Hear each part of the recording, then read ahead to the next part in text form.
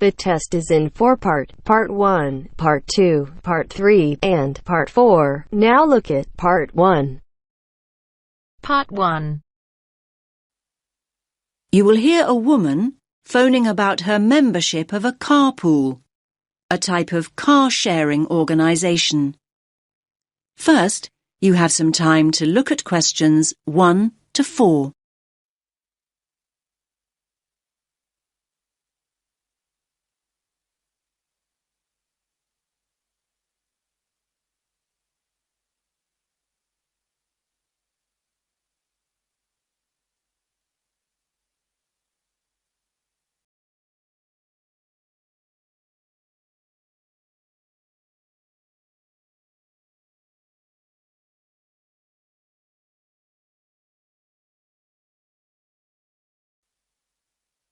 Listen carefully to the first part of the conversation and answer questions 1 to 4.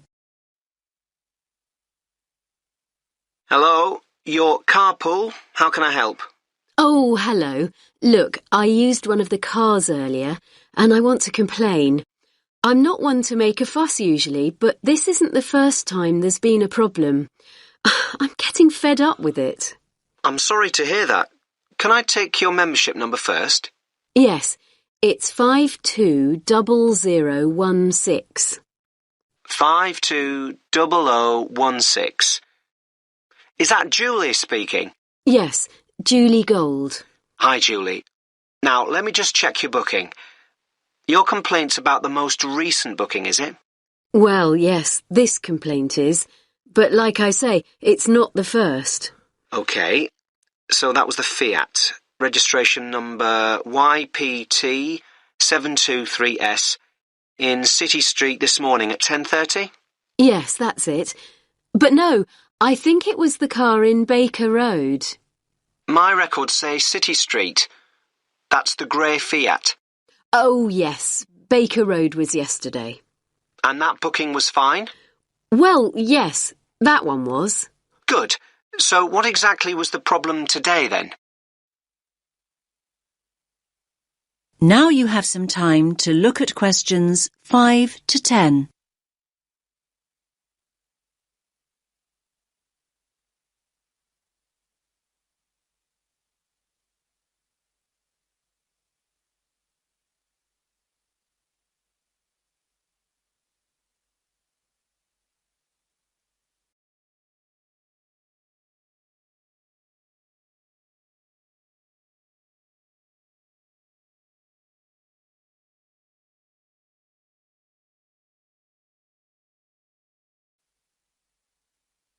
Now listen to the rest of the conversation and answer questions 5 to 10.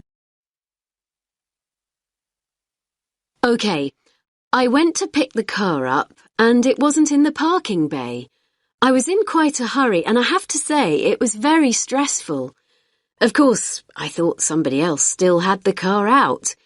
Anyway, I was about to phone when I saw the car on the other side of the street about 100 metres down. Can't you make it clear to users that they have to park the cars back in the bays? Well, yes we do. If I had to guess, I'd say that the previous user left it there because the bay was occupied. We'll phone to check and find out, but that's the most likely explanation. But people aren't supposed to be occupying the parking bays, are they? Well, no, but they do. They usually think it's okay to park for a few minutes. Well, in that case, shouldn't members wait until somebody comes back to get their vehicle? I mean, in that situation, I always hoot and keep on hooting to alert the car owner to the fact I'm there and that I expect them to move. It usually takes only a few minutes. I wish people would show a little more patience. As I say, I'll phone and... There are other things I want to discuss. When I did eventually get to the car, I was shocked at how filthy it was, both inside and out. The wheels and the bottom of the vehicle were covered in mud. Inside, the carpets were muddy too, and the back seat covered in dog hair. It's pretty obvious that the last user had driven out to the country to take his dogs out walking. Can't there be some rules about what people can and can't use the cars for? I hear what you're saying, Julie. I think this is a fair point, and I'm very sorry. I certainly will call the previous user to take this up. And make sure that the cars are given a decent valeting every so often. Right, one more thing. Once I'd dusted off the seat and found the keys, I expected them to be left under a seat or in the door compartment. I finally started up the engine. I was dismayed to see how low the fuel gauge was. This has been the case before, and it's really annoying. I thought the membership regulations state quite clearly that it's the driver's responsibility to fill up when the gauge goes below the quarter full mark. Am I right? Yes, that is what we say. So how come I had to sort that out before I could get on with my journey? Look, I think all things considered, we'll compensate you for your experience today. How does that sound, Julie? Are you going to scrap the payment for today's booking? Well, I could do that, but now the booking's on the system, it's complicated. I'd rather offer you complimentary hours. Today's booking was for 4 hours, so we'll say you have 4 hours of uncharged usage taken off your next bill. But what if my next booking is for less than 4 hours? Don't worry. The booking will not be charged, and the remaining amount will automatically go forward to the booking after that. All you have to do is key free hours into the comments option when you make the booking online. OK. I guess I should say thank you, but I'm still very cross.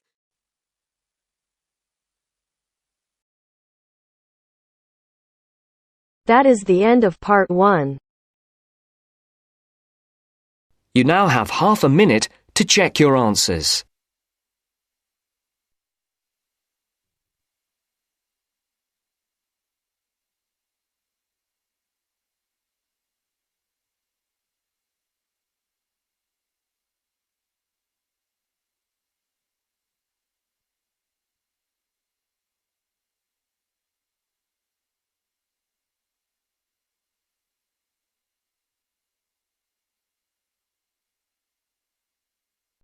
Now turns to part 2. Part 2. You will hear a woman talking about health and safety when using a computer. First, you have some time to look at questions 11 to 17.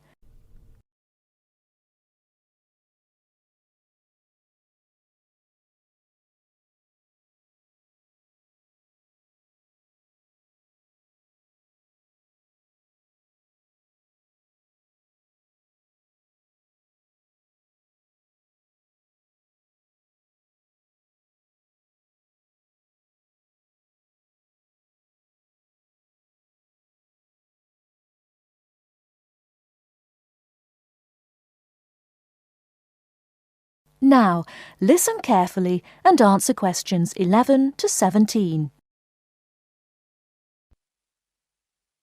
Hello everyone, and welcome to the second session on health and safety. And today we're focusing on health and safety when using a computer. Now, can you all gather round this workstation here? That's great, thanks. OK now, let's look at some equipment that is specifically designed for safe computer use. Firstly, take a look at this item here.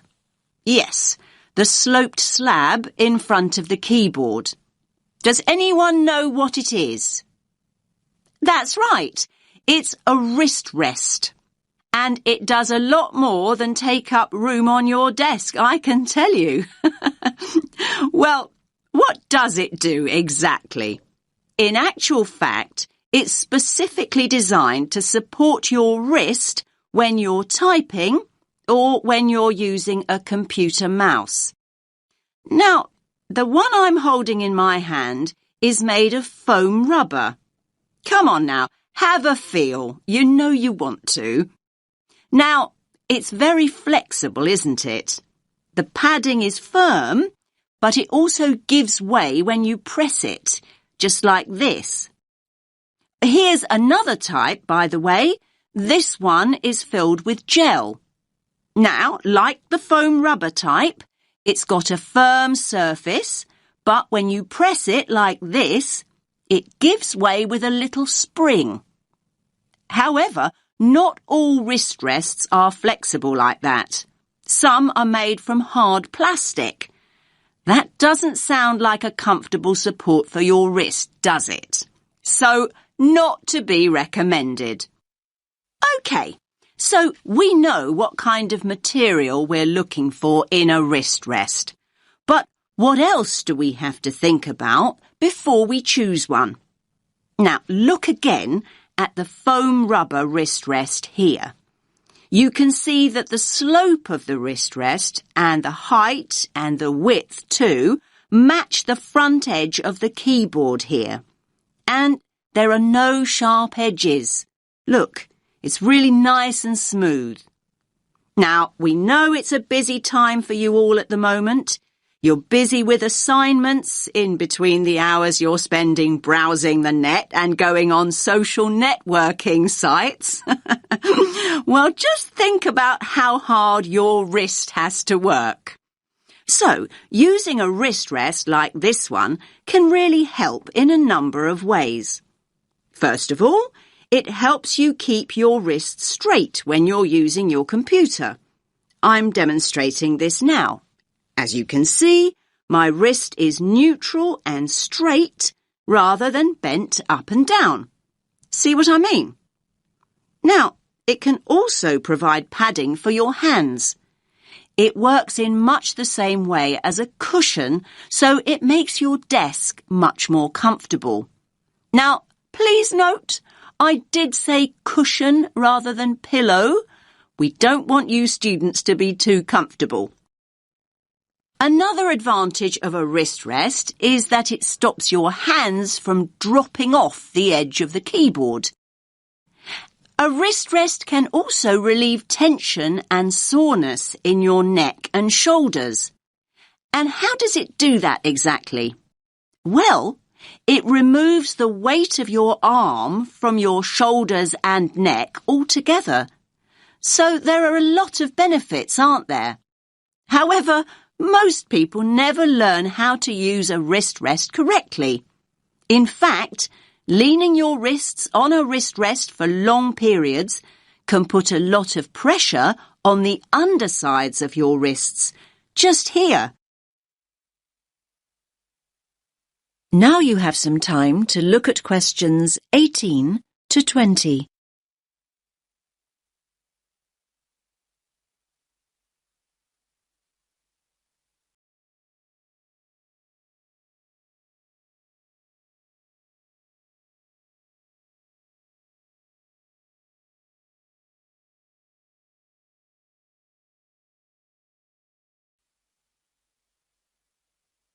Now listen to the rest of the talk and answer questions 18 to 20.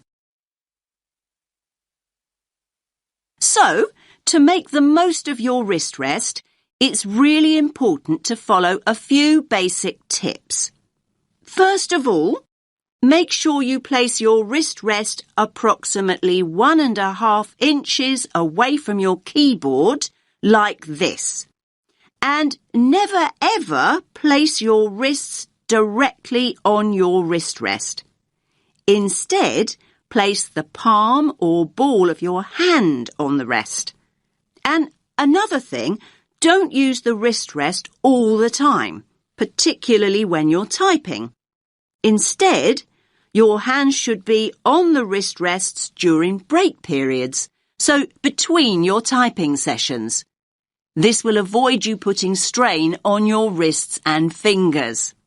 Now, does anyone have any questions before we move on to computer glasses?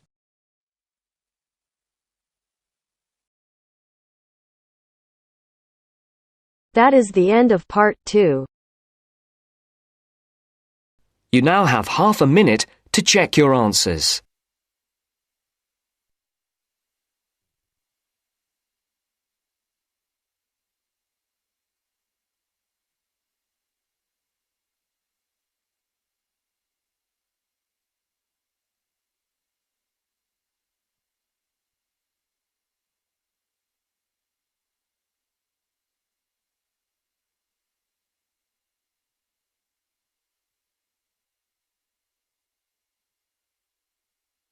Now turns to part 3. Part 3. You will hear 3 students discussing the issue of waste deposited in space. First, you have some time to look at questions 21 to 26.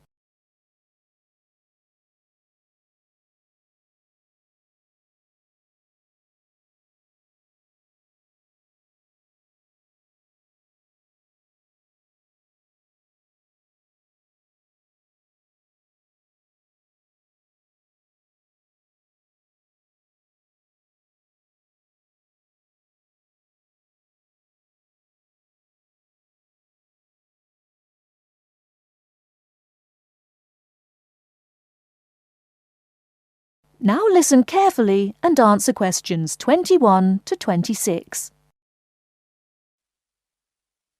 Hey, did you manage to go to the talk by Dr. Chadwick this morning, Andy? I was there. What happened to you, Sam? My bike had a puncture. Seriously. Anyway, Ruth, I bet you took some notes. Can you fill me in? Sure.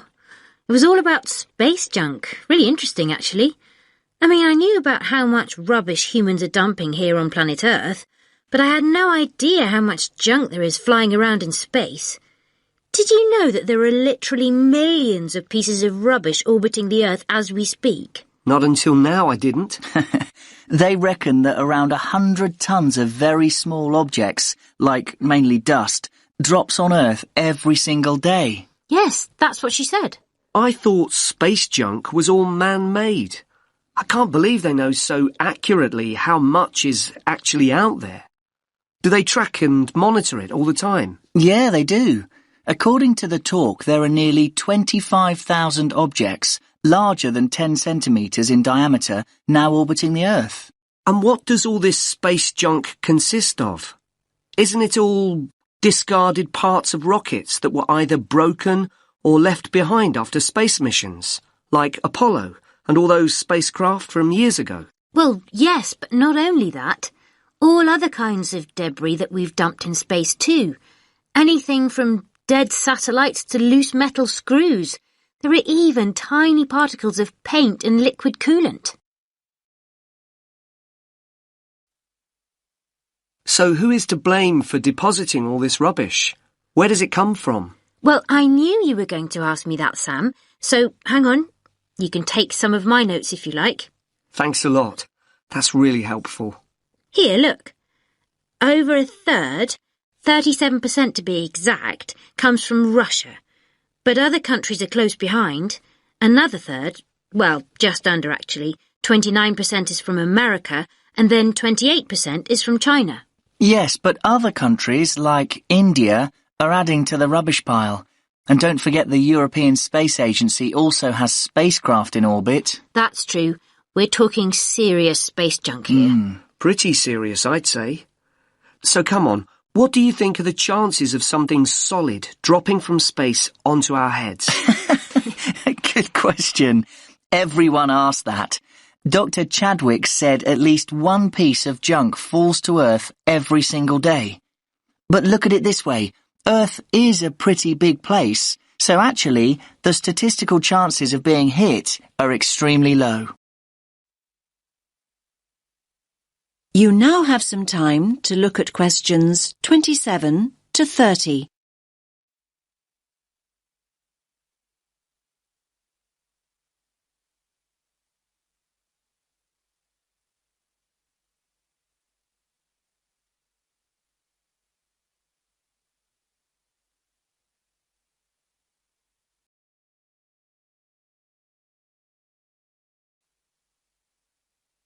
Now listen to the rest of the discussion and answer questions 27 to 30. So are you saying I'm more likely to win the lottery? Well, just think about it. 2/3 of the Earth is ocean. That's true. But in time, almost all these pieces of rubbish will fall to Earth because the object's orbit is decreased by its gravitational pull. But the good news is that they don't cause any serious damage. You know, they can't actually survive the heat generated on re-entry. They simply burn away. But that's not always the case. There are exceptions. Chunks of the United States UARS satellite recently fell into the Pacific Ocean. The UARS satellite? It was this 6-ton satellite launched by the Space Shuttle Discovery way back in 1991. So it had been up in space for 20 years, but stopped working in 2005. It weighed 5,700 kilos. And that's about the same as a double-decker bus, apparently. And, just check my notes. Here it is, yes. The largest of these great big chunks that fell into the sea weighed about 158 kilograms. Think of the weight of an adult gorilla, Sam, and you get the picture. A nice soft landing, then. Dr. Chadwick said, imagine a couple of washing machines tied together and travelling at 100 miles per hour, and you'll get an idea. Oh, and do you remember Skylab? That was another US space station, and it fell to Earth at least 3 decades ago, in 1979. It fell into the Indian Ocean and the deserts of Western Australia. According to what I wrote down, that particular space junk weighed 100 tons. And let's not forget Mir, the Russian space station. Mir weighed 135 tons, far, far larger than UARS, and it fell to Earth in 2001. It plunged straight into the South Pacific. All very interesting. Listen, I've got some junk of my own to sort out. My bike. That's the second puncture this week. Come on, I'll help you fix it.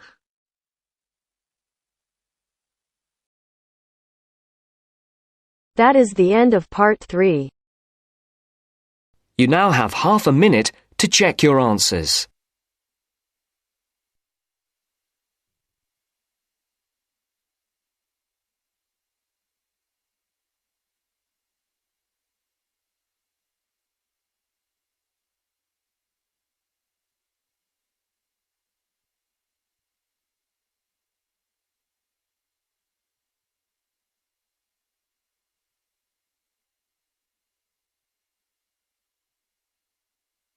Now turns to part 4.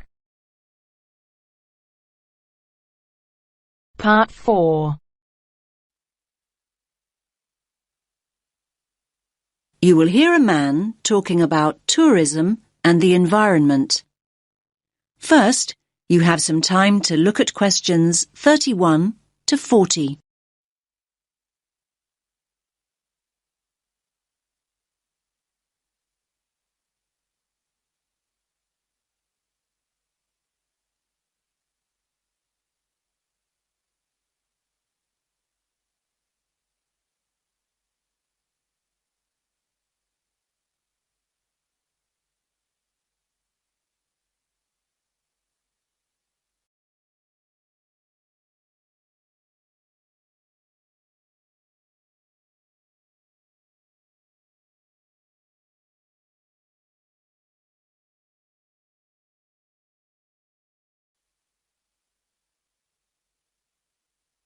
Listen carefully to the talk and answer questions 31 to 40. Good morning, everyone. Let's make a start. Now, over the last few weeks, we've looked at some key areas in the travel and tourism module. We've already charted the origins and development of tourism, and we've also looked at the negative effects of tourism on both local communities and the environment. So, in this lecture, we're going to focus on ways in which tourists can actually benefit local people and natural areas if they travel responsibly. And this kind of travel is known as ecotourism. Now, there's no one definition of ecotourism. In fact, it can be interpreted in a number of different ways. This means it represents different things to different people. And sometimes people misunderstand ecotourism altogether. They think of it as just spending time in nature or natural areas. However, the truth is far more complex. In essence, it aims to minimize the negative impacts of tourism that we looked at earlier on in the course. Problems such as litter and water pollution, crime and so on, and, at the same time, to encourage travellers to have a positive impact on the places they visit. Now, there are many other words to describe a similar idea to ecotourism. In fact, the terms alternative tourism, sustainable tourism, or responsible tourism are often used to mean the same thing. But in fact, although the main ideas behind them are similar, there are small differences. And let's briefly look at these now. Alternative tourism is any kind of tourism that is not mass tourism. And by mass tourism, we mean hundreds, if not thousands of people going on, for example, their 2 weeks a year beach holidays or traditional sightseeing tours. Alternative tourism includes travel such as backpacking and adventure holidays.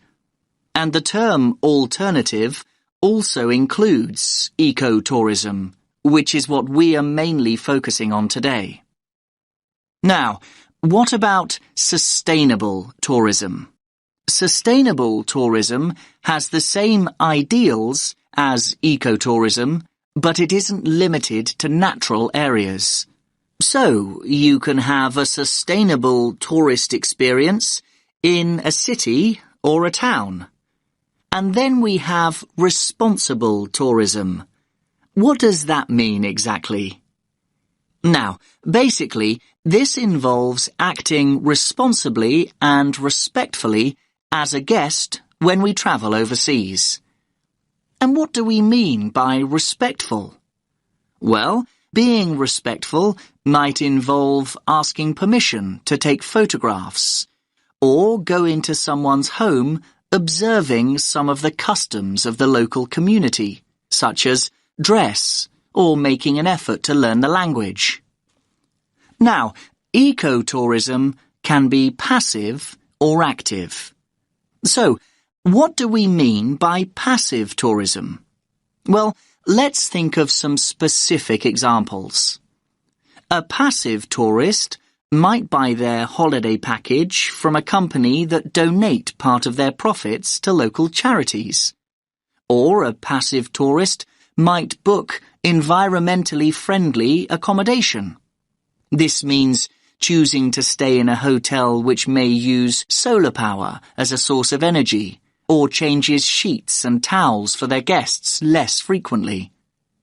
Now, active ecotourism's a way for people to enjoy everything that nature has to offer, and at the same time enable them to leave a positive mark on the environment. Now, this kind of ecotourist is sometimes referred to as a voluntourist. That's a combination of volunteer and tourist. You get the idea. Now, voluntourists prefer to experience a new place in an active way.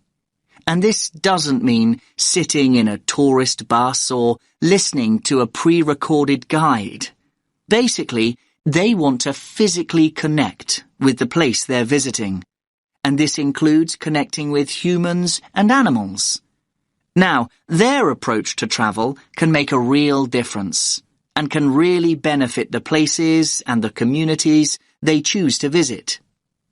Voluntourists often help local people construct and repair buildings, or it could mean being willing to help a community with nature conservation.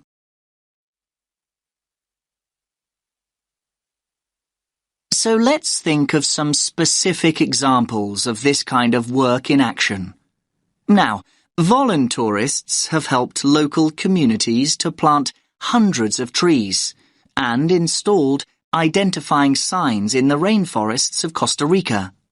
They've also helped with sustainable food production in Cuba, and in Jamaica, they've been involved in the cleaning up of local rivers.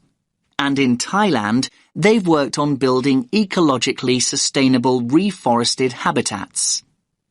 Now, some of the work that voluntourists do also involves looking after endangered animals, like the Giant Panda Project in Japan, or the Animal Sanctuary Project in Ecuador. Now, this work doesn't just involve interacting with wildlife, but involves educating local people about the need to protect wildlife. Now, before we explore wildlife tourism in more detail, does anyone have any questions? That is the end of part 4. You now have half a minute to check your answers.